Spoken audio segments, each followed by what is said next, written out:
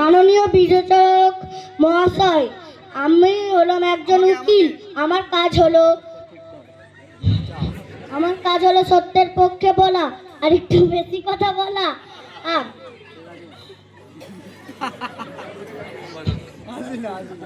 বলো বলো বলো বলো আরামসে বলো।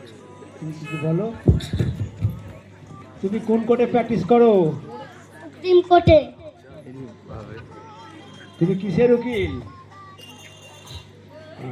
ফৌজদারি। হাতে কটা কেস আছে? 10-11টা।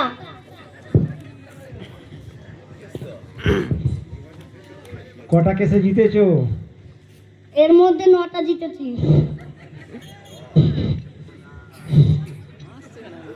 আচ্ছা, তুমি ফৌজদারি কেস যাতে তুমি পাও, তার জন্য মানুষের কি বার্তা দেবে?